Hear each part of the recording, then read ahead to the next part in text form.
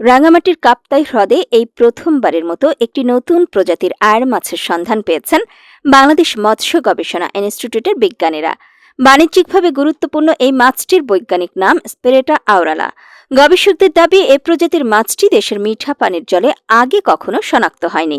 আয়ের মাছের বাহ্যিক গঠন ও জিনগত বৈশিষ্ট্য বিশ্লেষণ করে এর স্বতন্ত্র পরিচয় নিশ্চিত করা হয়।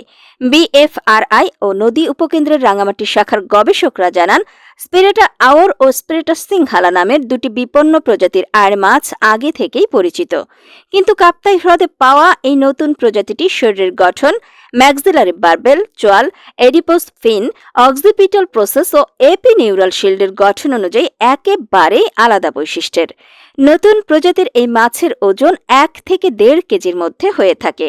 পৃষ্ঠদেশ ধূসর, পেটের দিক সাদাটে এবং দেহের দুই পাশ রূপালী রঙের। চোয়াল থেকে পৃষ্ঠ